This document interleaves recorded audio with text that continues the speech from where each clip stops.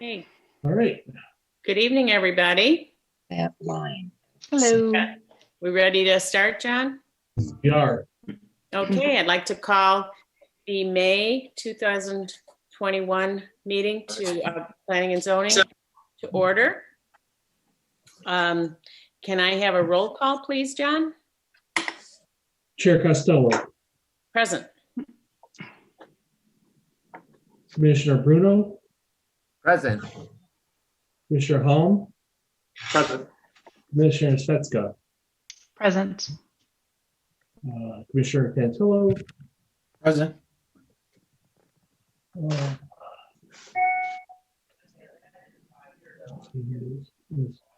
Commissioner Barnes. Nope. And Commissioner Skovich. Absent. All right. You have a quorum. Okay, Skovich are missing. okay. I'd like everybody to face a flag if you have one and join me in the Pledge of Allegiance. I pledge allegiance to the flag of the United States of America and to the republic for which it stands, one nation, under God, indivisible, with liberty and justice for all. Thank you. Okay, and commissioners, we're going to approve the minutes or make changes, whatever the case may be, to the minutes for the meeting dated April 29, 2021. Did everybody get a copy of the minutes? Yes. And did everybody have a chance to review? Yes.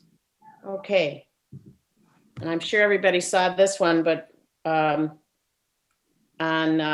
paragraph 2, the subparagraph 2, we want to change the second Indian Woods Lane to Indian Woods Drive. Currently reads Indian Woods Lane, not to be confused with Indian Woods Lane. That's in my memo. So. Oh, is it? That's not part of the minutes. Oh, okay. All right. That is right. That's true. Okay, does anybody have any changes to make in the minutes? Nope. Okay, does anybody, would anybody like to make a motion to approve the minutes? Motion to approve the minutes. I'll second that. Okay, that was Dan and Danielle. All in favor signify by saying aye. Aye. Aye. Any opposed? Okay, motion carries to accept the minutes of the April, excuse me, that was the February meeting. Yep. Sorry about that. Okay, next on our agenda tonight, we have a discussion regarding the text amendment of the zoning code and our recommendation to the village board. John, you want to summarize this for us? Certainly. It looks like Greg is joining us now. So we set up a shed and fence committee, and we're now on the shed portion of the discussion. And the committee has recommended ultimately to the village board, but I'm putting this before you because ultimately you're going to be getting kind of special use applications for sheds in the village. And one of the things that the committee recommended was consideration for that area of the village behind Walgreens, known as the Robert Bartlett subdivision. A number of the houses in this area already have existing sheds that have been allowed by special use, and then a number of sheds also have popped up without the special use permit process. So we're trying to figure out an equitable way to allow for sheds in the village when certain circumstances apply. And those special circumstances would be, is it built on a slab? Is it a single car garage? Is it really needed for household use if I'm going to store a lawnmower or some equipment that I can't otherwise store in the basement of my house? And that is kind of the direction that the village board is looking at taking this ordinance. We have to remember that this applies village-wide. So a person on the west side of Wolf Road, which is all single-family homes, detached, it would apply to them as well. So I know that we're talking mostly about the Robert Bartlett subdivision, but it really is village-wide. Now, I also have to make a note about homeowners associations, which are primarily on the east side of Wolf Road. So starting with Ashbrook, going down to Acacia, the Indian Woods HOA, and then further south with Indian Woods Drive. When you have a planned unit development, you can have rules that tighten or are more restrictive than village rules. So Ashbrook, for instance, can prohibit sheds if they want, even if the village were to allow it because they're in HOA. The same thing with Acacia. They can prohibit outdoor structure sheds, whereas we could allow it village-wide. So they can't loosen the rules, but they can tighten them for themselves. So that is just a reminder of the differences in the village. But we're trying to do this village-wide. So that is kind of what we are looking at right now. And we have a person with a question. What's the protocol for not being a commissioner and being able to speak, Maureen? Well, we normally have kind of a public hearing, but we really don't have a topic of discussion, and we have a small group. John, do you object if we take? No, not at all. Okay, we'll go ahead and entertain your question.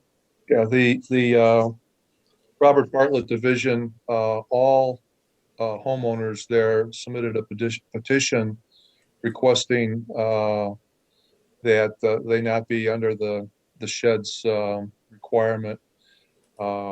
This was, I think, presented to someone at the village last summer. Since the entire subdivision is looking for an exemption for sheds, can we just exempt Robert Bartlett from this regulation? Our village attorney has advised us not to, as it is a special use. They can come and make application before the board.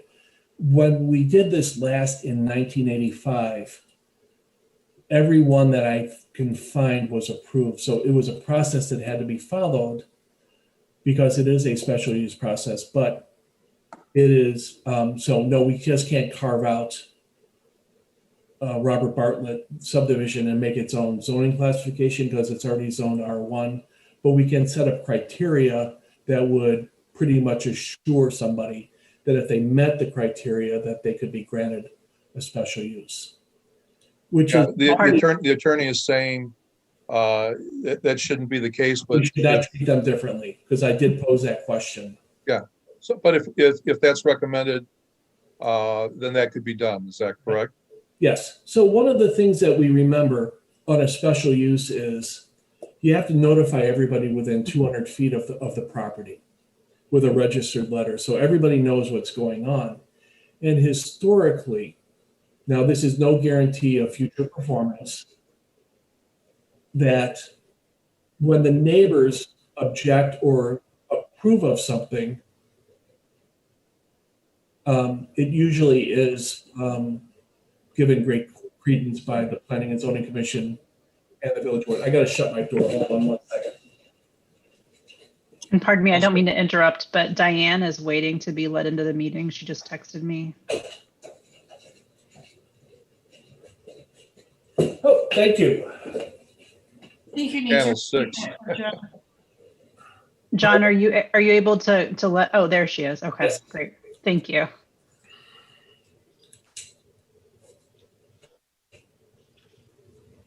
Sorry to interrupt. Yeah. So I think that should be taken another closer look for sheds, particularly since you have an entire subdivision that is almost not autonomous to the rest of Indian Head Park, is adversely impacted by this. And gone on and they have sheds and fences, and what would it take to take another look? You had a petition signed by 35 residents of Bartlett Homes saying, let's not do this to us. Which is why the village board established an ad hoc committee to review this, and why we're talking about it right now. So that was the wishes of the board. Yeah, Charlie, this was out at our last meeting, last VBT. We asked the exact same thing. So I think everybody's asking the same question. So can I say something? And we all know Bartlett is entity unto itself. It doesn't look like the rest of Indian Head Park.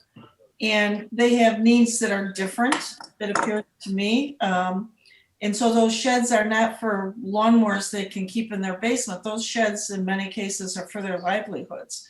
And I'm just wondering how we can accommodate them without a detriment to the rest of the village. I understand the rest of the village doesn't want sheds. We shouldn't. Well, some of the village does want sheds, though. So Really? yeah, it is. It's not really a detriment. I think we don't all need it to put our lawnmowers in there, but and if they are nice sheds, we should be able to amend the law or the rule that we've set here in Indian Head Park. Well, and that is why we have the special use process. Okay. It is, you file the petition, you appear before planning and zoning with your drawings. What kind of a shed are you going to put up? Are you going to Menards to buy a shed, or are you going to have an architect design one for you? And where's the shed going to be placed in the yard? Things of that nature. And that's why planning and zoning has the first look at it, and then it ultimately goes to the village board. So historically, this is what has always happened with the village since our inception. And I go back to 1985, and there were 20 or so ordinances passed in that year, each for an address, granting a special use for a shed.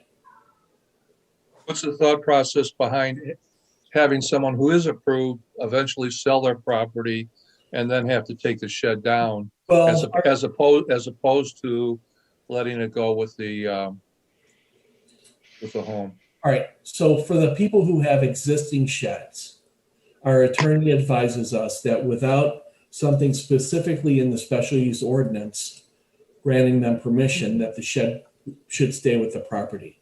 The village board has the ability for all future special use permits to say shed comes down when you sell your property, or shed can stay when you sell your property. It's up to the Planning and Zoning Commission and ultimately the village board to make The that. zoning commission can make that decision as an application is made, They can make that. or make a recommendation. To the village board, yes.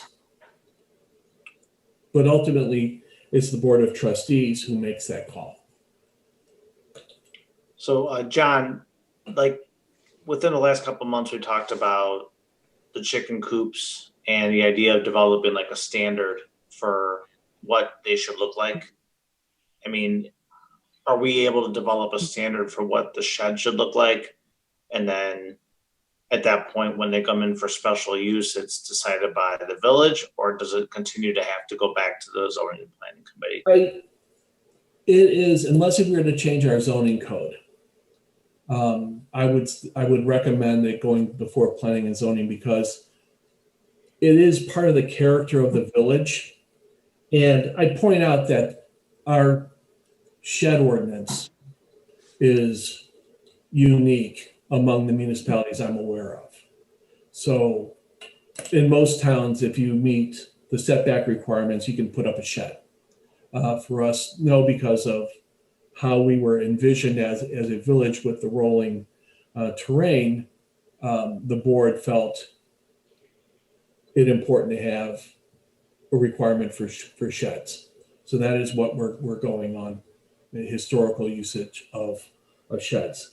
So yeah, we can develop standards to help people with their application process, but as a special use, it is typically on a case-by-case basis. Now you have precedences you can set and go back to. And it's kind of a slippery slope.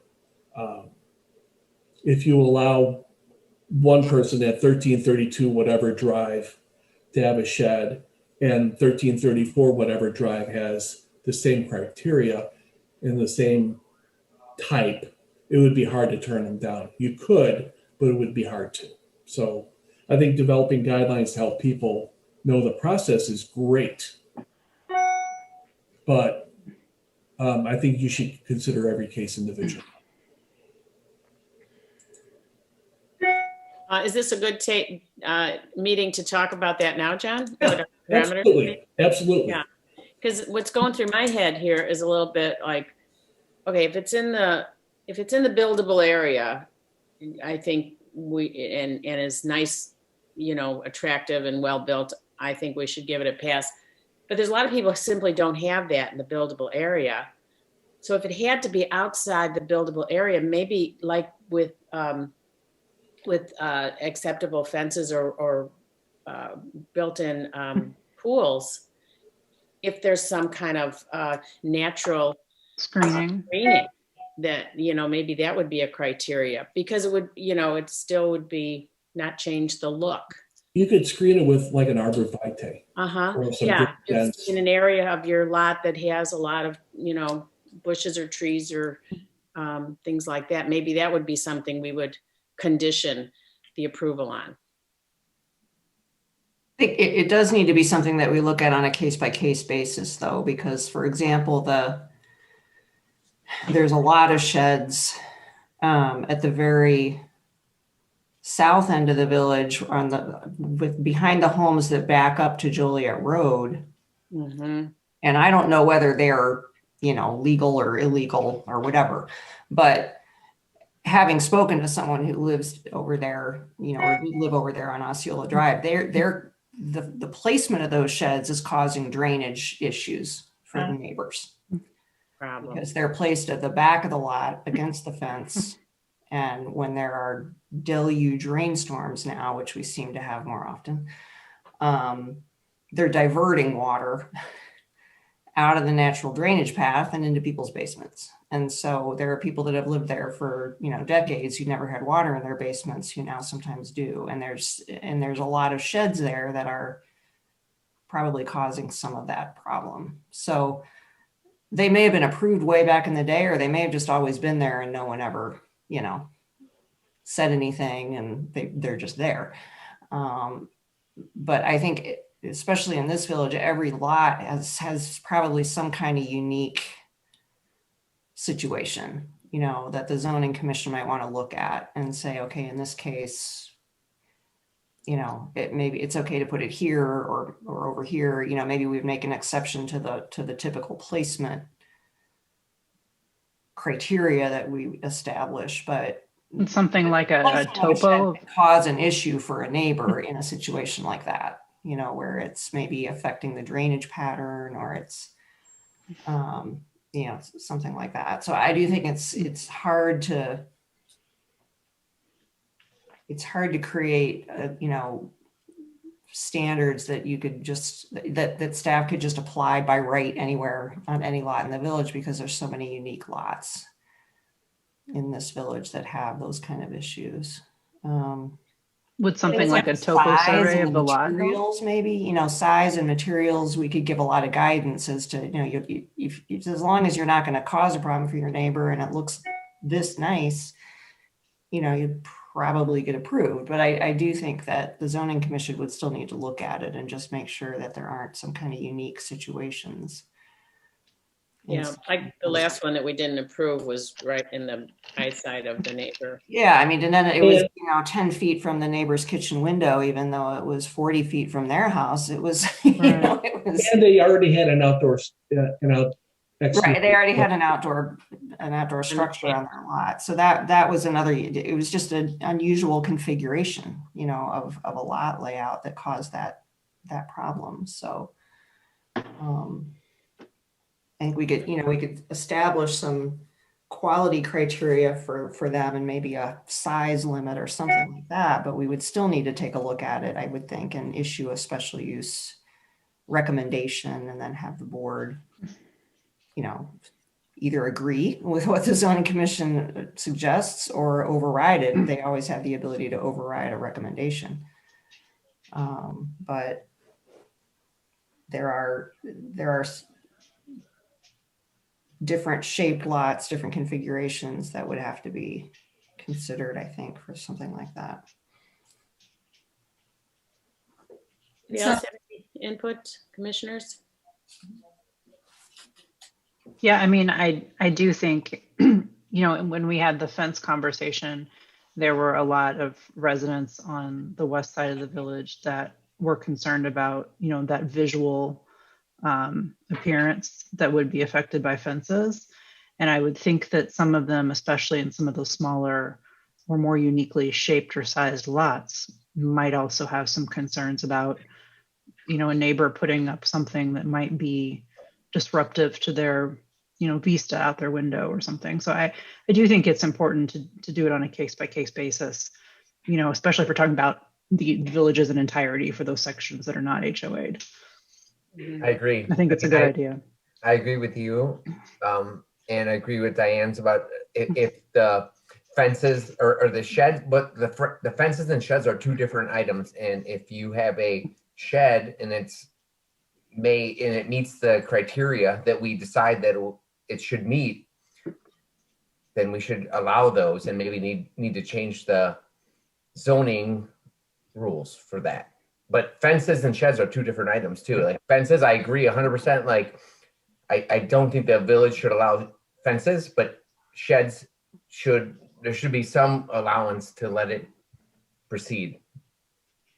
Yeah. And I guess my other concern too would be, I wouldn't want us approving sheds to lead to, well, now I have a chicken coop kind of thing. Like I'm afraid of that slippery slope. Right. I know. So 100%. Yeah, I just want to be cautious about it, which I think is why dealing with it on a case by case basis is so important. Right. Yeah, I think, so I mean, my notes, we're talking about drainage, screening, the size of the structure, the materials of the structure, and certainly we'll always have the input of neighbors welcome on these issues. Does that hit most of the things? Because we want to formalize our criteria, I believe, don't we, John? So we're consistent. Yeah, I'm trying to think. Lot size would have a lot to do with it. Would we also want to? Oh, sorry. Would we also want to have some criteria about like the structural base for a shed? Like, must it be a poured concrete slab? Must it be stone? Something to allow better drainage. I mean, I guess I'd be because my thought is, if we get into like hardscapes and we say, oh, it has to be on a slab, like then I think about the drainage or permeability issues. Right. Well, or if we want it to be a situation where the current owner needs it for some reason, some business related reason or something, and we would prefer that the next owner be able to easily remove it. Then it can be an issue if we're requiring it to have, a poured foundation or something like that. So.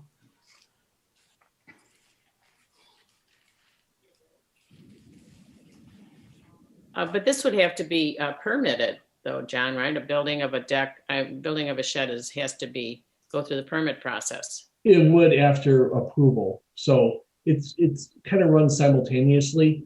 Yeah. The person would submit their application. They would show exactly what they were doing. Then if the special use was approved, then we would issue a building permit. So you would know what you're getting at that time, at the time of application. Mm-hmm. Hey, John, is this shed issue, does it exist in any other part of Indian Head Park other than Bartlett? We had a couple cases on the west side of town that are part of this discussion. So, sorry? I don't know how to get it. We have a couple cases on the west side of town Also, so it's just not Robert Bartlett, but there are a majority of the instances are in the Robert Bartlett subdivision. But the majority of people that would be impacted by this would be Bartlett, right? I mean, like Correct. if we're Correct. I think maybe we don't know if we made it commonly known that if it were commonly known that you could get a shed with through a process, I think a lot more in the village would be interested. Probably. I have had a couple in the last 6 months. I've had 2 people inquire about sheds who live on the west side of town. And I just said, right now the answer is no, you can't have it except with a special use. The village is studying it. We'll get back to you.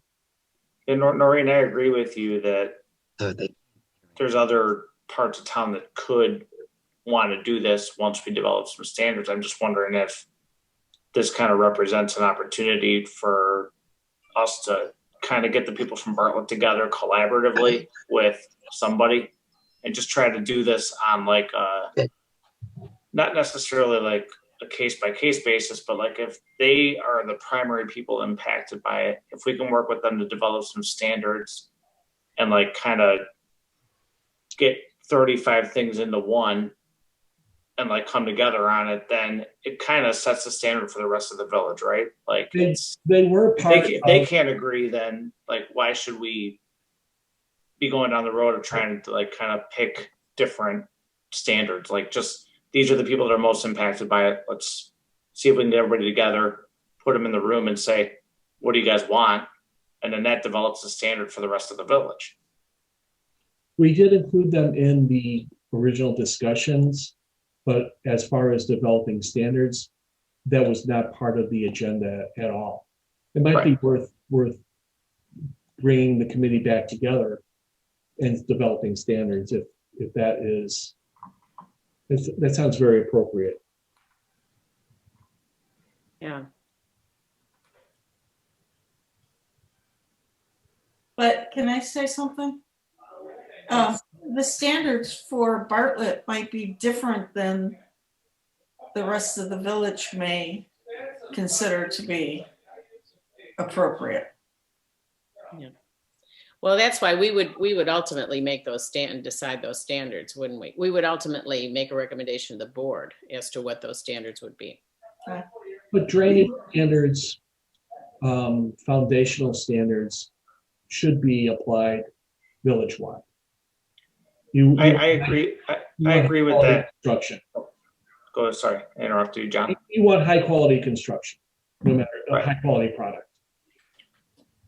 I agree with that. I'm just saying that if we're talking anecdotally about a small percentage of people within the rest of the village that want this, and we've got one concentration of people with sheds, and we're still trying to figure out whether or not they're valid, and we want to have good standards moving forward, I think you start with the people that have them and use them rather than the people that in the future may or may not want them. I'm just like, let's go with what we have, develop it the way we want to, and then moving forward, other people would hopefully be able to fall into that. That's all I'm saying. Like, wait, I don't want to have a situation where a person from the west side says, well, the folks on the east side say this, and I want to do that.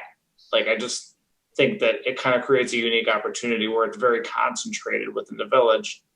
And that's the area where I think it would make a lot of sense to start. How many sheds are we actually talking about here? Right. We won't know until it's more widely known that you can have them, and they haven't been allowed in the village for many years. Right now, we have about 15 to 20 that are non-compliant. Mostly in Bartlett. All but 2 or 3 in Bartlett. All but 2 or 3. Now, does that include the ones that are grandfathered? No, I'm talking about non-compliant.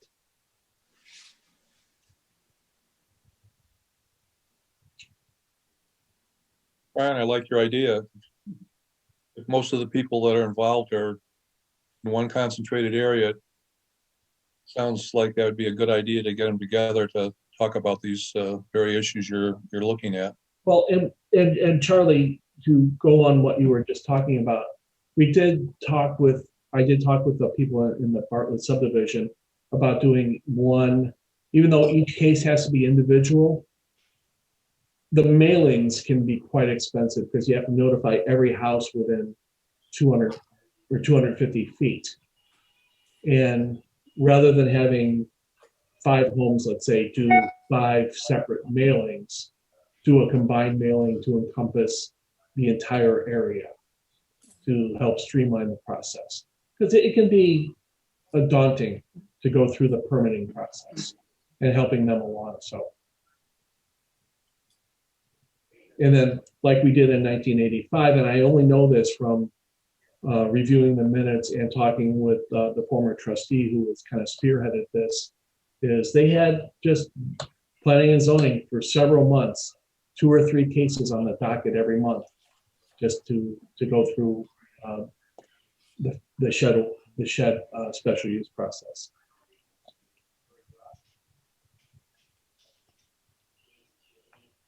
With regard to the standards and the fact that there are this, I don't know, 15 to 18 sheds that are in the Bartlett subdivision that are already there in place. I don't know. I mean, I haven't driven around to try to kind of do a visual scan to see, what size they are, what age they are, what condition they're in. I would think one strategy would be to establish relatively high standards for future sheds, but be a little bit more forgiving in the approval process, for these sort of after the fact special uses. If there are sheds in the Bartlett subdivision that don't meet those standards, I don't think we go in and say, well, you have to rebuild it, or you have to paint it, or you have to re-roof it, or whatever, because there may very well be some that are, they're metal or prefab or, something that we wouldn't necessarily include in our standards going forward, that, because they predate the standards and they're already there, we would have to be considerate of the fact that they ought to be approved as they are. But going forward, if someone wanted to replace it, if it collapses and they need to replace it, then the understanding would be they'd replace it with something that meets the village standards. Just like any non-conforming, kept in good repair, just like everything else, on everyone's property. But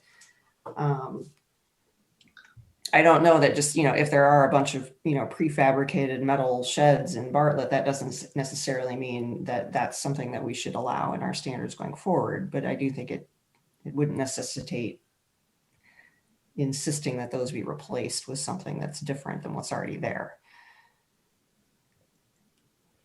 Maybe that's how we would address the standards issue, that the standards are sort of from here on out, and that's the understanding. If we're going to establish standards, do we have an expert to advise us? I mean, I don't know anything about sheds. I mean, who would determine that? Maybe somebody else does.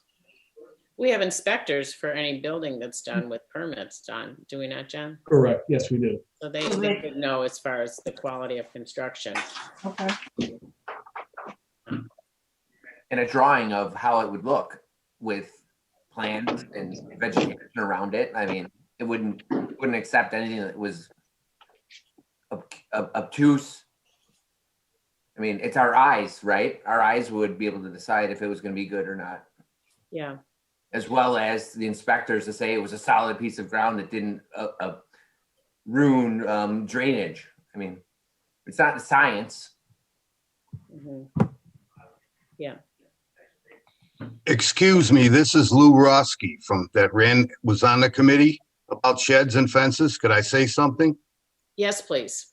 Okay, we have actually about, I want to say out of the 35 homes, I'm going to say minimum 32 sheds that are on our properties here. Oh. There's maybe 1 or 2 that are actually metal, and that man has been here for 42 years, and it looks fine. He's my next door neighbor, actually. That's how I got involved in this, even though I'm involved in it. Okay, and walking around and talking to everybody, our area is mainly flat land. And nobody has a drainage problem with them to begin with. So that I've heard of any problem with drainage coming from a shed, blocking any type of drainage. And we've had those floods, like you said, So.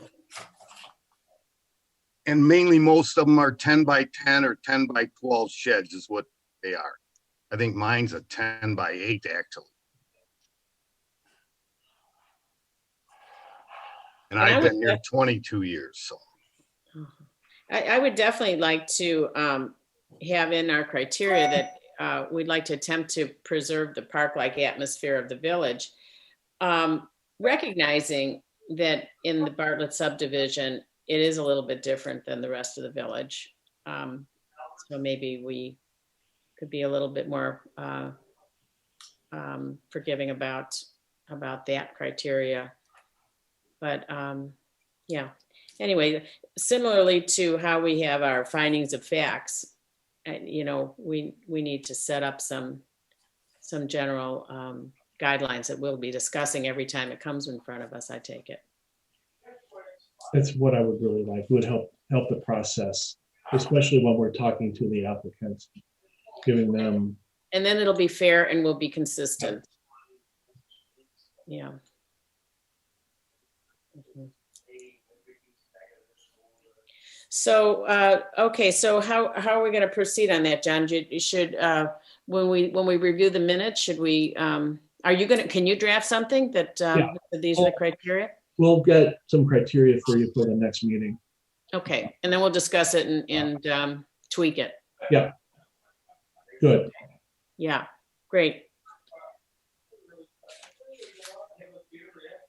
Any further discussion on that, or do everybody feel we covered it well enough? Hey, Lou? Yes. Would you give me a call Thursday? Thursday? Yeah, we can start talking about this a little bit. All right. Thanks. No problem. The office, right, number? Yeah. Yep. Okay. No problem, John. Thursday. Okay, that was a great discussion. Thank you, everybody. You, everybody. Okay. Okay, John, the road construction project. Welcome Did to everybody get the materials and have a chance to review? Yeah. Okay, excellent. Welcome to Indian Head Park, where we have 2 seasons, winter and road construction. All right, so for the village projects, Acacia Drive, which is the street in front of Village Hall, is going to be completely reconstructed, probably starting in the next 2 weeks, ongoing until probably September. They're going to take the road down to the base, actually to dirt, put in a new base, and completely rebuild the road, curb and gutter. We're putting a sidewalk in on the outer loop of Acacia Drive, and any trees that are removed will be replaced. And that is a federally funded project. We're also looking with village funds to do what's called a grind and overlay, basically taking off the top 2 inches of asphalt and replacing it on Indian Woods Lane, which is on the north end, as opposed to Indian Woods Drive, which is on the south end of the village, Timber Ridge Court, Hiawatha, Sequoia, and Acacia Lane. I'm sorry, Acacia Drive, Acacia Circle, my apologies, which is where the Wilshire buildings are. So those are going to be bid out and hopefully approved for summer construction. The tollway is continuing their work. Some people were surprised that tollway work is going on and that trees are coming down. They are replacing a down wall and moving it a little bit closer in to allow for the tollway expansion. And that is ongoing this construction season. So the sound wall comes down now, it will be replaced by autumn. So the tollway is removing a lot of the vegetation on their right of way, which they have the right to do. They are replacing it in kind with appropriate trees and grasses for retention of the slope, the dirt slope. So that's what's going on with the tollway. The village did sell property that it owned west of the creek, but east of the tollway. We owned about 4 acres that was given to us by the tollway when the tollway went in. And the tollway is using that as for stormwater management purposes. It's a dry retention basin, detention basin, I'm sorry, just to manage the stormwater runoff from the tollway. So that has no impact on flooding in the village. It's just a compensatory storage. So that is what's going on with the tollway. Plainfield Road. Hey, John, yeah, before we get to the Plainfield project, on the 294 project, there's been at least a good set of neighbors, residents along that area that have expressed concern about not having a timeline for the wall to be rebuilt, nor any type of feedback about how high the wall would be and some other items. I just wonder if you could shed some light on whether or not you've gotten any clarification on those items. I mean, it's available on our website through the links on our website, which take you to the tollway. I know, John, but I'm not looking to steer people in the direction of a website. We need to collaborate. If this decision was made by the village with Department of Transportation, I feel like people through the neighborhood need to be a little more aware of what the tollway is responsible for the height of the walls. They just tell us what they're going to be. So I'm sorry, I didn't understand that.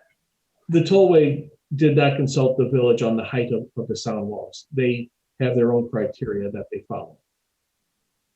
Okay, so is there any way that the village can continue to pursue some answers on that on behalf of the residents? Yeah, I have the answers. I just don't have them in front of me. And we will post it on our website a little bit more clear as to the height of the walls. Will it be the same as what's there now? No, some of them are going to be height increased. Oh, nice. Okay. There's just a lot of conversation within the neighborhood and the villages about what's going to happen. A lot of us who spend some time walking through the neighborhoods, there's been a lot of conversation about it. So to the extent that we can steer them in the right direction for their questions, I just think it'd be helpful. I don't want to direct people to a website. I'd like to be able to communicate. Well, and not in real time, but enough to give them a little bit of clarity on what it means for the back of their homes. Absolutely. And so when people do ask us questions, we do give them direct answers. So, and some of them are very specific. So we do.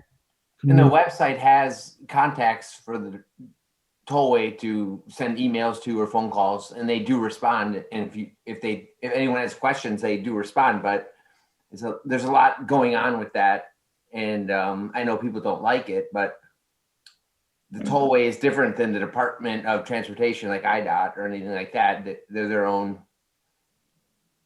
company essentially, and there is a contact on the website that directs people to send emails and calls, and people do respond if they do have concerns or questions. Yeah, I mean, I recognize fully that we're into this at this point. I'm not trying to, lack constructive criticism about it. I'm just trying to say that there's a lot of people talking about it and it comes up locally. So we're just trying to direct people in the right direction.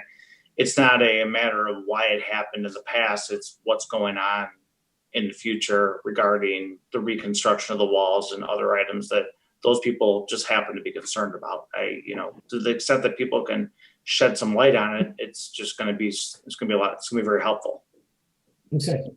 And maybe it's a good idea to take these kinds of questions, not only this question, but other questions that might come up from various parts of the village, and do sort of an outline or question and answer in the newsletter. Yes, but the newsletter comes out quarterly. The village president talks about this at length at every board meeting. And then at the next board meeting in a week, we're also going to have a segment about the tollway to answer a number of the questions that have come up from individuals in the last couple of weeks, especially with regards to stormwater management. That'll be helpful. One time when we had the tollway people out, this was at the beginning of the project, they said if you would like to visualize the sound walls and the way that the medians and reconstruction would occur, that you should go out on the 94 west of O'Hare, where they reconstructed that whole area for approximately 50 miles west of O'Hare. And they said the sound walls and the design of that roadway is consistent with what they will be doing at 294, with some tweaks because it's been several years since that road was reconstructed. But they did say, the engineers said at that point, if you want to visualize it, you could go out and see that. And the sound walls are, to John's point, they are higher, and they're different than what we have been living with on 294. They're actually very nice, considering what they are. Yeah, it's just looks very different. The median looks very different. The lighting looks very different. If you just happen to go west out there, you know, Elgin and even Schaumburg, you will see a very different roadway, the way I look at it. And the sound walls are completely different than what we've seen on our stretch of 294. If you wouldn't mind, John, I have a couple of questions about the local work once the discussion is done on the sound walls and 294. Say it again. I have a couple of questions I'd like to follow up with on the local work. Okay. But I don't want to interrupt the conversation if that's still going on. Okay.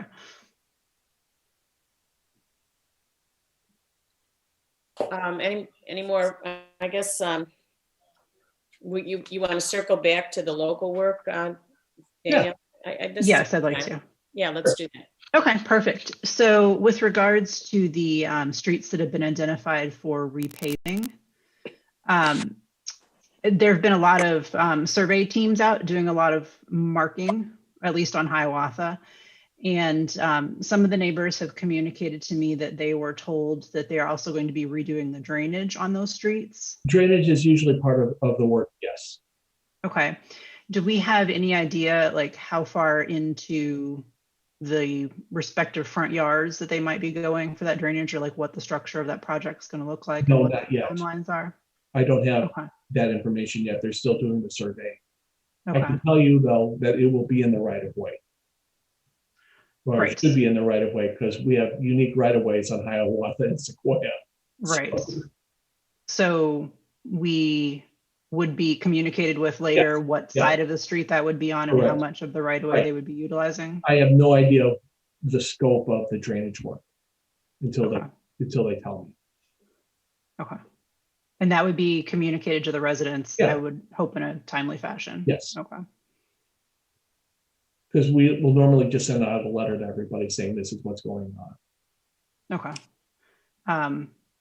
Yeah, because some of the residents, I mean, myself included, were concerned about some of the trees and plantings and such that were, you know, in that right of way area and drainage, how that would affect them. Good. Thank you.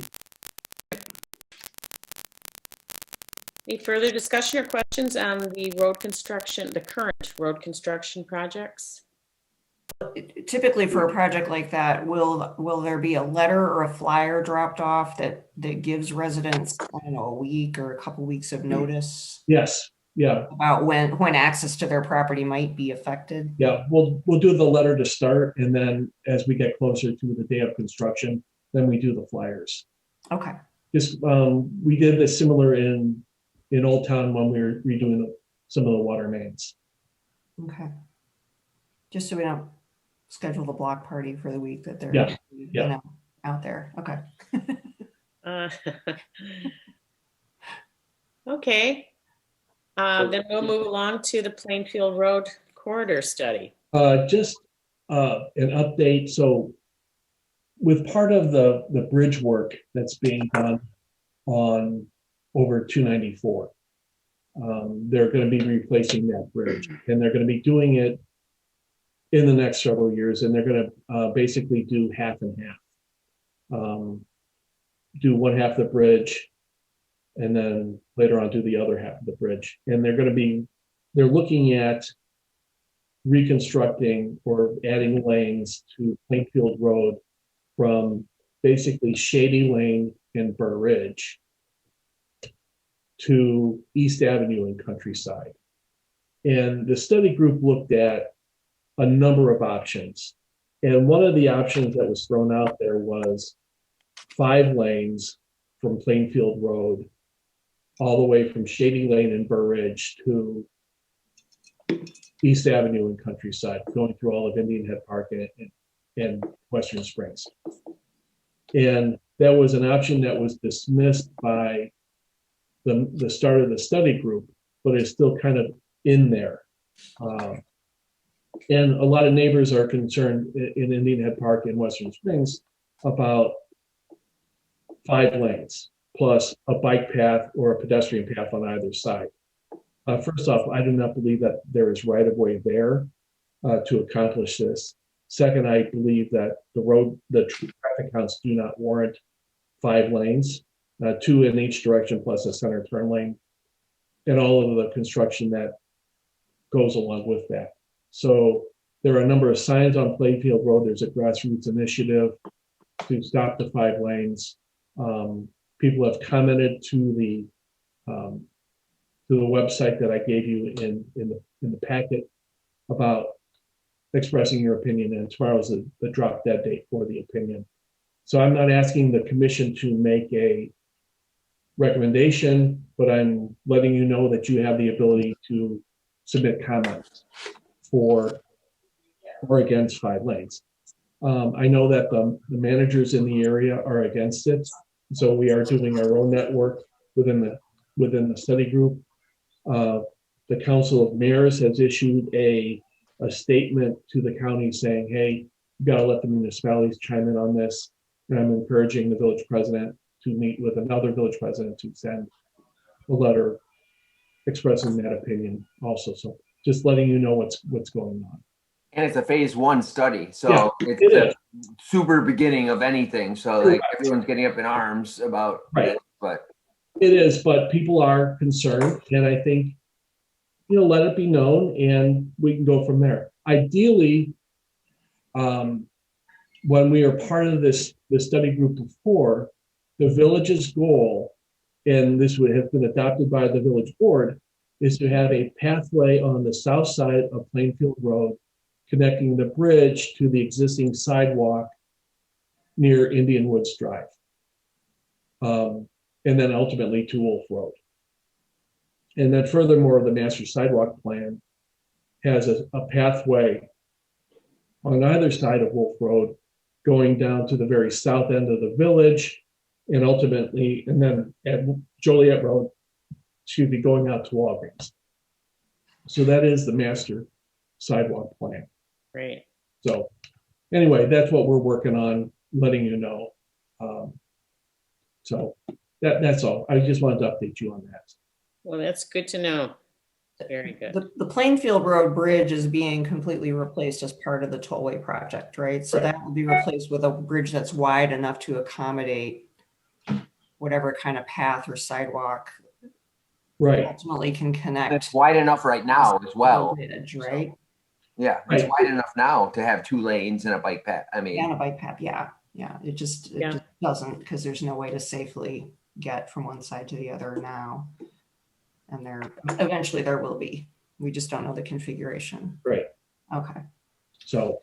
But John, just so I'm clear, tomorrow, you said tomorrow's the drop dead date for public comment submission. And you're asking that we make a recommendation. I'm not asking that the commission make a recommendation. I'm letting you know so that as individuals, you can comment if you wish. Okay, gotcha. I don't have enough information to ask you to make a recommendation. So, and that is why it's not formally on the agenda for action. This just came about relatively recently, and some of the managers were actually kind of blindsided that it was actually more mentioned in the phase 1 study, which is just the look-see, is it even feasible for this to happen? So right now we're doing a phase 1 study on Wolf Road, just to see what can happen for pedestrian access. So. And just so I'm clear, you mentioned earlier in your summary, I don't want to paraphrase you, so just clarify it. You said it was dismissed by the study group, but it's still in? Right. It was not recommended by the study group, but it's still in the phase 1 process. Okay, and who's on the study group? Just so I'm clear. It was basically the local village managers and public works directors. Well, what they told us April 14th, this is Amy Jo, is they told us that the all 5-lane option, and they were all on the video on the website if you want to see it. The all 5-lane option from County Line Road to East Avenue was discounted and eliminated as a viable plan. The other 2 plans that they are recommending to go forward, or 3 plans, the one plan has a 5-lane from County Line to Wolf. So it's not that they're recommending the entire road be 5 lanes. They are recommending in their alternative a 5-lane option from County Line to Wolf Road. So that's the option that's being opposed by a lot of people that are chiming in. And it also, if I can add to that, Amy Jo, it also includes a sidewalk on one side and a bike path on the other side. And the bike path is, I can't remember, but pretty wide. Do you remember? Yes, how? and it's adjacent. It's right next to the fence that is next to the pedestrian path for Timber Trails. Mhm. So many of us have commented that you're putting in a sidewalk that is right next to a sidewalk. It just so happens that one is a private sidewalk and one is a public sidewalk. Did they find that feasible to do that? I mean, you would have to cut into people's property at that Right. point. So Quite a I don't bit. think that the existing right-of-way will support it, so they would have to do acquisition. Then the 3 of the options that they put in their presentation on the 14th included a discussion about Arrowhead Point that I let John know about having to quote, and they didn't say what would impact Arrowhead Point. Mhm. They just had it in the pros and cons section. If you look at the presentation, it says something about land acquisition in Arrowhead Park. Amy, I think what that might refer to, I don't know, but what's also in that plan is they're going to widen all the intersections, including Plainfield and Wolf Road, to accommodate trucks. And I don't know that we want trucks coming down our streets, but I think that's probably why it impacts it. Well, and then also one of the configurations that I saw was like double left-hand turn lane. So it is, I think it's worth, even though it's a phase 1, voicing our opinion as to the no to 5 lanes. Can I add one more thing that I think is significant? As they build this road, they're taking out vegetation and there's no plans to replace them. So it would be up to the village, if we were able to afford that, to replace the vegetation to make it look like what we want Indian Head Park to look like.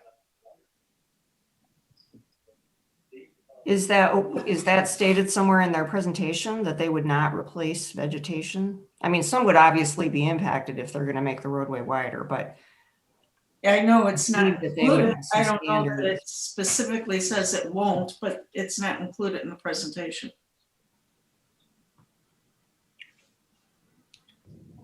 I will just note, I work for a engineering and planning firm that does some of this kind of work. And at this point in the process, they have to note and take into very special consideration any potential impact to a public property, a church property, a school property, anything like that. There's a heightened level of review of the impacts of those kinds of properties. So it in the case of Arrowhead Point, it shows up on our village map as a publicly owned park.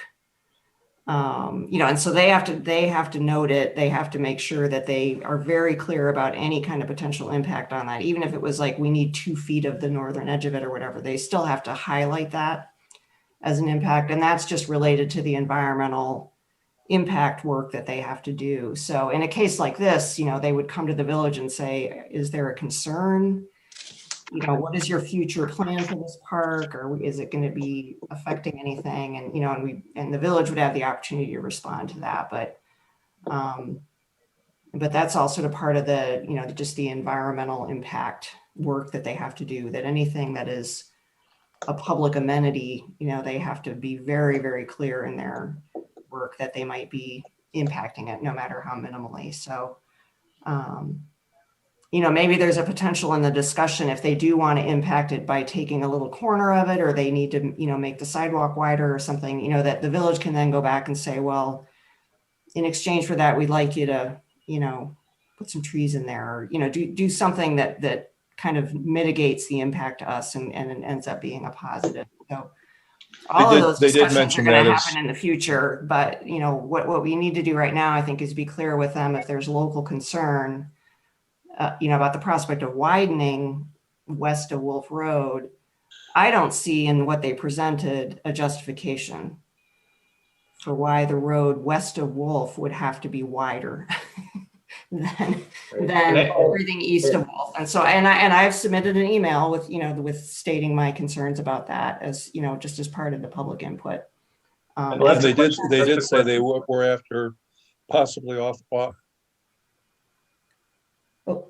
You're muted, Charlie. I'm sorry, we missed a little part of that. Yeah, they did say that they were going to be looking possibly at some of the land at Arrowhead Park. That was mentioned in the presentation as a possibility. And I think that's probably related to these ideas they have about how to reconfigure the intersection, where they might have to, increase the turning radius or something like that. So that would be depicted in more detail going forward. But for right now, they just have to note, we might be touching a corner of a publicly owned piece of property, and they have to call that out as a special impact. So hey, John, just so I understand it, phase 1, when does it go to phase 2? Like, can you just outline a little bit about the process and kind of what input the village has as we move forward? All right, the phase 2 process, once the phase 1 is complete, there's usually a year or two before they do. It's going to be a year at least while the phase 1 process goes on, from what I remember. And they do take a very long time.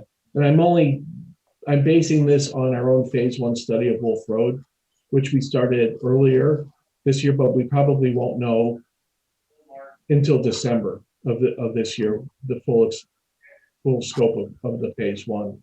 So we have a while to go on the phase 1 study. Okay. And then it's usually a year or so after that they'll start doing phase 2, which is the actual engineering for it. And then phase 3 would be construction. Okay, so again, like between now and phase 2, well, probably for Plainfield Road, off the top of my head, I would say February of next year at the very earliest. Okay. But phase 2 represents having chosen one alternative. Sure. All right, right now they're evaluating alternatives, and they'll choose one to then go actually into the design of that and get into much more detail. So this is the point in the process for people who have concerns about any or of the alternatives or aspects of the alternatives, to speak up by email, and submit those comments, because they have to take all that into consideration. And the Yeah, comments because have been, a lot of people are submitting comments again. yeah, I mean, there's a petition that's gone around that my understanding is there's something like 450 signatures that have concerns about the issue in general, but nobody's aware of whether it's 5 lanes from Shady Lane to Wolf or 5 lanes from Shady Lane to East Avenue at this point. Like, it's just kind of like, we don't want this to happen. So I'm just trying to understand at what point the village has any type of impact on what's going to ultimately happen. I don't know, like when we weigh in, or like what role we play at what time. That's what I'm trying to understand. I think that right now we have the residents submit their comments by tomorrow. And then at the board meeting on the agenda, we're going to have this item for the board to vote on their position that we're going to send off to the county board and to the transportation department. And that will weigh in also. But ultimately, does the county board or transportation department, is it just advisory, or does No, it have? ultimately the county board would approve this. Okay. Plainfield Road is a county road. So the Cook County Department of Highways and Transportation would make their recommendation to the county board, and then the county board would vote. Okay, so the county board decides. So Yes. Talking to people like Sean Morrison and like your county commissioners Correct. may be more impactful than what we ultimately decide here in the village. Correct. And the county commissioner has already been contacted about this with the no recommendation. Fair enough. Thanks. Thank you, John. That was a good discussion. Let's see what's going on in the triangle. All right, so there have been, I get nibbles on development, and when they become serious, I will let you know. Well, I'm letting you know. We have 2 potential developments happening in the triangle. One, I'm very confident in, and then the other one, not so confident in, but it's still a possibility. The Mazer property, which is property west of Wolf Road, south of Joliet Road, west of Vine Street. So it's a vacant parcel right now. It looks like we have some potential development going in there. I've been working with the developer off and on for the last 6 months on this. So it looks like it might happen. So I thought it would be time to review the plan unit development ordinance so that when the development comes, we're a little bit better prepared to address the issue. Now, for those of you who are new or newish to the Planning and Zoning Commission, who weren't part of the PUD ordinance process, plan unit development is simply a zoning overlay that goes over the existing B3 business zoning for the triangle. And what the PUD will allow is for some give and take and some creativity in the development of the vacant parcels. What happens is, normally with our building codes, if you come in and you meet the zoning criteria, you get a bill and you submit your building plans, you get a building permit, and you put up your building. In this case, because we have the PUD ordinance in place, you have to go through the public hearing process. So the process will be, they meet with the village board very briefly for a very high level overview of the project. And if they get the kind of the warm fuzzy from the village board, then we can go before planning and zoning with a public hearing, and then planning and zoning gets to weigh in and then make a recommendation to the village board for approval. It tightens up the development process and gives a little bit more, a lot more control to planning and zoning and the village board with how the development happens. So the triangle is, we have 3 vacant parcels in the triangle. Right now, we have the property I've just been talking about, the old Mazer parcel. we have the former Dome site, which is at the northeast corner of the triangle. I'm sure that many of you remember the Dome restaurant. Yes. That has long been since torn down. And then the final parcel is south of Wolf Road, south of the Salon Suites, where there used to be 3 homes that were abandoned that had been torn down probably 4 years ago. So those are the 3 parcels in play. And that they're all part of the triangle. So this PUD ordinance covers all of that. So I just want you to know that it probably will be coming before you in the June meeting. And I wanted to go over the plan unit development ordinance with you tonight. Clear as mud so far? So you clarified that the what's coming before us to think about is only on the Mazer site to the Yes. west of everything that's there now? West of Vine Street, yes. Okay. So we have an insurance company that is looking to put up a 2-story building. They would occupy the upper level, and then they would lease out space on the lower level. Because it's kind of an unknown, we actually can set the criteria for what would be allowed in the lower level. So what do we want? They're not looking to do a mixed business and residential development where you typically would have businesses on the lower level and residences on the upper level. They're doing a 2-story business building. So they could have a restaurant in the lower level or other compatible offices in the lower level, but that is something that we're looking at. One of the things that you get to do in the PUD criteria is approve the building exterior. What is the building going to be made of? Brick, other masonry, or wood, or whatever you agree to with the developer. And it's kind of a negotiating process. You also get to look at things like signage on the property, parking circulation, drainage.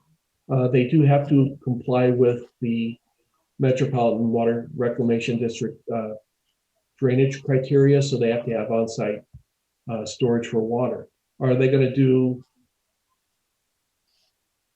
detention where they can have like a fountain to break up for like a little pond and use that as some of their stormwater management criteria, things of that nature. So you have a copy of the PUD document that we came up with.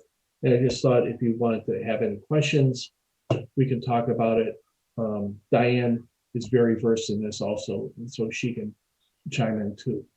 So I just missed the first part of that. What kind of development is what? Did you say insurance business? it's an insurance company. JJ Dory, they have a business in Burr Ridge. They have the 2nd floor of the BMO building. They're looking to put up their own building. So John, this is different from the plans that we had originally spec'd out. Right. Remember, originally we were just concepts, so nothing hard in stone.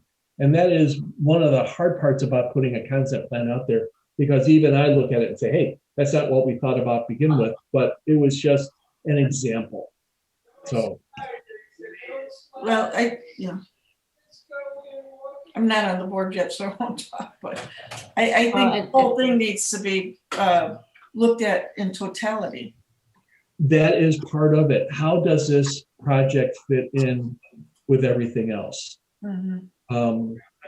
Do you want to have a duplication of Indian Head Plaza, which is the strip mall where Wolf's Head is? Or do you want to have it geared for like the condominium buildings that are out there? There are 2 condominium buildings that condos. So and it's all brick. Do you want something like that? We're really trying to look for establishing criteria for when Indian Head Plaza itself is redeveloped. But We're looking long term. So John, concept of that is the mazer, is the the mazer, concept of that was really designed for 2 restaurant pads originally, right, John? it was in concept. Would the area support 2 more restaurants? I don't know. Well, I guess where I'm getting at is in the concept, we had a kind of holistic approach of what we thought the best land use as well as tax revenue would come before the village. If we're going to now allow for individual development on certain parcels that is away from the concept, then I guess we all have to come to an agreement that that's okay. Abandoning what we had thought would be best for the village and now looking at singly what a particular concept would be and what it would mean to the village, independent of the overall concept plan. Right, but that was a concept. And the hard part about this is Indian Head Plaza isn't going away. It's fully occupied, and the owner has no desire to do massive improvements or to tear down the building to construct something new. So we have 3 parcels that are available. What are we going to do with them? I mean, the village, in theory, and I say this in theory, could buy Indian Head Plaza. Now, whether or not we could afford it, I'm not even gonna, no, we couldn't. But unless if we were going to take ownership of the triangle, we really have to let private development take its course. And is an insurance office on a 2-story building where they take the upper level and have retail or compatible uses on the lower level, is that something that the village would be interested in? hey, Yeah, John, it's not that far away from where we originally had thought on certain concepts, that the lower half would have some form of retail and the upper half would be residential. So we're not that far away from the concept. It's just, I just want to make sure that everyone understands that we're abandoning the concept and we're opting for the opportunity for us to take advantage of a developer, not one that's going to develop the entire parcel, but just one segment of that. And we want to weigh in and figure out if this is feasible or not, and move away from the concept that we had. I would disagree that we're not consistent with the concept. I mean, just the fact that it's not a Starbucks and the ones that were in the plan. This is still a nice, I mean, we can set the parameters for what it looks like. If it's a beautiful building, nicely landscaped, I think it's consistent with what we had in mind. Yeah, I guess what I was saying is we spec'd out the entire parcel for a concept, and now we're going to take a particular parcel and allow that to develop independent of our entire vision. And there's nothing wrong with that. I just wanted to clarify that. But I don't think it was ever conceived that it was all going to happen all at one time. How could that have ever happened? I mean, this is a project that's, and I guess, John, what I want to know is, in June, will they come forward with plans or something just vague? No, we have to. Pardon? Plans. They have to come before you with solid, this is what the building's going to look like, not concept, but actual photographs and architectural drawings. Okay, so then we can decide if this looks like our vision. It doesn't have to be exactly what we had mapped out, but if it looks like our vision, it's consistent. I wouldn't read too They much. have this document, and the idea is they're not coming to us until they've taken it under careful consideration with what they're bringing forward, right? It's not going to be news to them when they get here in June that we have these expectations. Supposedly they're coming to us with something that they think meets our expectations, and it's up to us to tell them whether we agree or not, right? Or comment on that. And John, in these plans that are coming before us, is there any financial exposure to what the village would be able to realize with their particular type of business? You know, what's the tax revenue of an insurance company, and does that even have any? It would be a standard office building. So yes, we can derive a rough estimate of property tax revenue. Okay, and that doesn't include the lower half, which has its own independent. Right. No, it would be the building in totality. Yeah. We would know square footage, usage, and then we could determine values from that. And then the sales tax would be independent on the lower levels. Correct. Based Depending on on what use it was. Yeah, agreed. Okay. Hey, John, can I ask a question real fast? Forgive me if I don't know this, but is this building on the property that was recently part of the Venture One discussion, or is this completely separate? Completely separate. Okay, thanks. So if I could just throw it in here, I've reached out to some individuals who are with a firm that actually scouts out sites for places like Starbucks and things like that. And he looked at our the ordinance and all the information from the person that you contracted with to study the issue. And he said it's going to be extremely difficult to get any kind of business in there. It's called a tweener. It's between two business districts. It's landlocked by the tollway. So I think getting a building like this might be, I mean, they came to us. That's a good sign. And for the rest of it, he recommended mixed residential. So I don't know. I mean, I'd like to work as hard as I could to get something more than that in there, but that's the reality. That is, and we looked at, ideally the dome parcel would be a Starbucks or a Dunkin' Donuts, and we've reached out, and They won't. No. They won't. And the asking price of the dome parcel in particular is just too high for anybody to make a return on investment.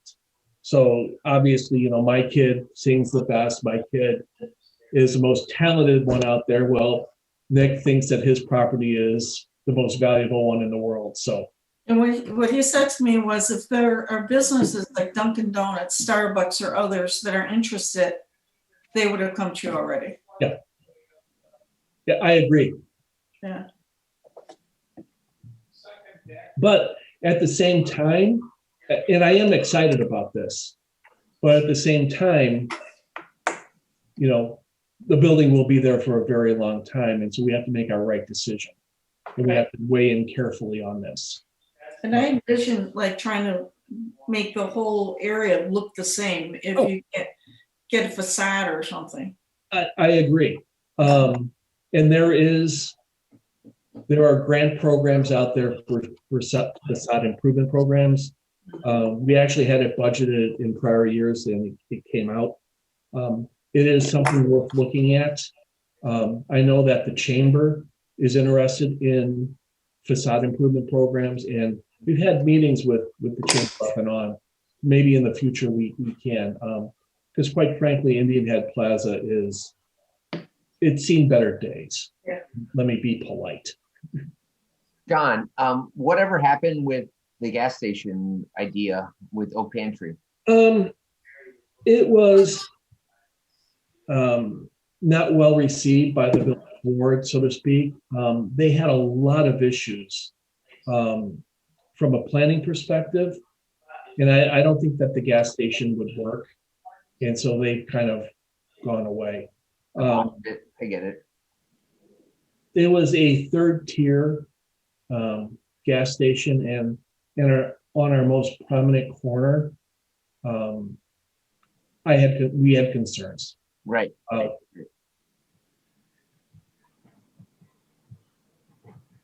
Thank you.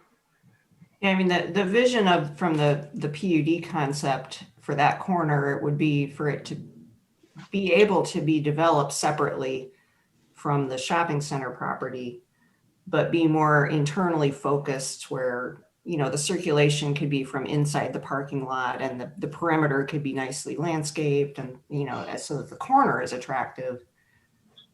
And I think that gas station idea was just going to sort of exacerbate traffic problems rather than rather than solve them. I remember now when we originally approved the concept for the PUD, I was the advocate for a gas station at that corner, and I was shot down by everybody both in the Planning and Zoning Commission and the village board. So I remember that distinctly because I was more concerned about the cash coming in rather than. Well, the company that proposed putting the gas station there has one on Ogden, I think in Downers Grove. Yeah, And yeah, I drove past it yesterday. It's the ugliest thing. You wouldn't want it, you know, and the convenience store behind it had these big advertisements plastered all over the windows. I mean, it just wouldn't work. that's why I called it a third tier gas station. Yeah, right. Well, that's going to be exciting. See where we're going with that stuff. That's great. So we probably should all familiarize ourselves again with that PUD and study it before our next meeting. So we're clear on all the concepts. Yeah. And what's the other idea? Or you're not going to share that tonight, John? The other potential. Oh, so this is, I've been approached by the owner of the Driftwood Cafe about some type of use further south on Wolf Road, on the vacant parcel on Wolf Road. He is still up in the air about what he wants to do, and he cannot get past the concept stage of possibilities where in the PUD ordinance, we want to know specifically what's going to go on. We don't want to give anybody carte blanche for development. We want to have some control. And so he is yet to solidify his plan. So I've heard everything from medical facility to an entertainment facility. I shot down self-storage sheds already, things of that nature. So he is trying to figure out what's best for himself for development. So we'll see, but he is talking to the owners about purchasing it. So Good to know. now, one of the neat things is the first one in of the 3 vacant parcels kind of sets the tone for everybody else. Mm. So that's what we need to be focused. So we should spend most time on the first one in because then we're going to see it elsewhere. Mm-hmm. So. And do you see this, the insurance company, are they willing to spend money? Are they gonna, do you feel like they will spend a lot of money to make it look nice? Or Yes, yeah, I've seen, so what they're doing is they're working with an architect and they're basically taking one of his buildings in another state and just mirroring it here. And I had a look at it on a cell phone and it looked fairly decent. So they're supposed to bring in full-blown photographs and the display of what it's supposed to look like. So I met with them 10 o'clock this morning. They got the word. I mean, it was an hour-long meeting and I went over the criteria, what we're looking for. So, and that building and parking will take up that whole lot? Yep, there are actually 5 parcels that is the Mazer property. And some of them are stormwater management, especially there are 2 or 3 along the toll road that will stay stormwater management. The building will be set further back and have parking in the front. So it will be a self-contained property, so to speak. And of course, we'll have a traffic study on that if we get to the next step. Yep. Right now, they would have access off of Vine Street and right in, right out off of Joliet Road. It's very close to the tollway, so you would not have a full intersection coming in. You have full access from Vine. Mm-hmm. Mm-hmm. So is the name of the company J.J. Dory? Yes. Okay. They're in Burr Ridge. Yeah. In the downtown, in the mall, the downtown area there? Yeah, they're near Are they where the BMO Bank building. Okay.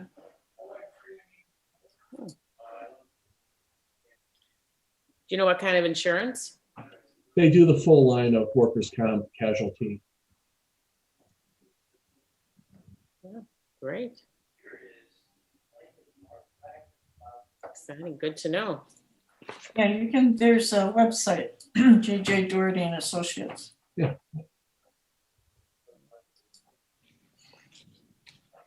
Okay. Everyone who works there promises to buy at least 2 coffees a day. Maybe we can get a Starbucks. Start somewhere. Or even an incubator or something there. I don't think we can make that a requirement, but we can ask. Oh, you're negotiating anything as long as it's not illegal. You can negotiate. Yeah. Okay, anything else that is on anybody's minds? No, it had been such a long time since we met, and I thought it was appropriate. So, thank you.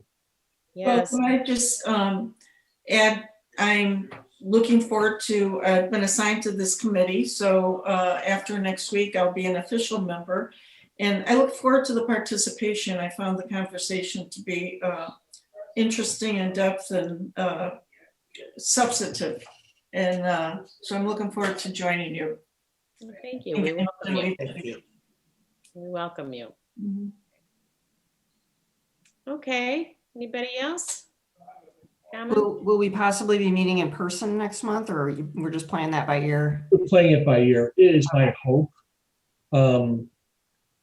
So it is still unknown with the governor is what we're going to do. Some of the village staff have been fully vaccinated. So we'll see how it goes. It would be definitely lower attendance as far as audience participation, but we will still do, we'll still broadcast the meetings. Mhm. So Yeah, I'll let you know as soon as we find out. We're it's trying. difficult to hear a presentation about a design and then try Yes. to comment on it when you can't even directly talk to the person. Correct. I know that It's is challenging. Yeah. what we will not do is a hybrid meeting where we have some people here at Village Hall and some people attending remote. It's either going to be one or the other. It's just too difficult for the limited staff we have to manage that well. Hey, John, is there any opportunity to get some advanced readings before the next session on As this? soon as I get something, I'll forward it on because there'll be a lot there. And I don't want to delay the process, but I don't want to rush through it. So yeah. Yeah, that'd be great. Thanks. And this is our first development really since I've been here, and I'm coming up on 6 years. So it'll be a learning experience for renewal for me because I've done this before, but it'll be new for the commission and the board. Mhm.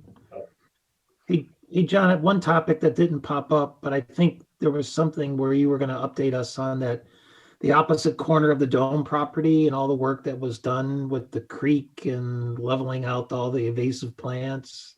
Yeah, Any updates there? Public Works went in and took care of it. Okay. The state of Illinois has been kind of, they won't sell it to us. They won't give it to us. They want to maintain it. But they maintain it on their criteria, which is not as good as ours. So Public Works just went in and took care of it. Got it. All right. Thanks for the update. Hey, John, what about the church across the street there? Okay. That was also on the agenda for the next board meeting. We decided not to pursue transaction with the church. It was just too costly. Even remotely speaking. So we've decided to not pursue it further. It was well worth it. It was good to explore the concept, but financially, it's The just church just wanted more money than we were willing. no. They were going to give it to us. To revamp it and make it accessible for our purpose. Yes, and it would be in the neighborhood of $5 million just to bring it up to municipal standards, and then probably another $1 billion or $2 billion to make it a village hall. So now we're looking at $6 to $7 million, and it just was not financially feasible for the village. It was worth investigating. I'm glad we did it, but not going to happen. Thank you. Hey, John, just before we go, just like we're welcoming Eileen to the committee, I just wanted to make sure that we give a voice of appreciation for Amy Jo for the time that she spent with our committee. And, you know, we're appreciative for her service, and, you know, it's a better committee with her. And we look forward to working with Eileen, and thank Mary Jo for her service and the time she spent with us. Thank you. Yeah, thank you. For sure. Absolutely. Thank you. Yeah. Thanks, Amy Jo. Well said. Thanks, Dan. Okay. Thank you. Maybe you can you stay on the committee, Amy Jo? You're just a wealth of information. I'll come by once in a while and cause some trouble, I'm sure. Good. Okay. When there's an interesting agenda. Yeah. Okay, well, if we have no further comments or contributions, would somebody like to make a motion to adjourn? I'll motion to adjourn. Okay, and second? I'll second. Danielle and Diane, all in favor signify by saying aye. Aye. Any opposed? Aye. Okay, very good. Meeting adjourned, and we'll see you all next month. And thank you. Thank you for all. Everybody. Stay safe out there, everybody. Bye. Bye-bye. Bye.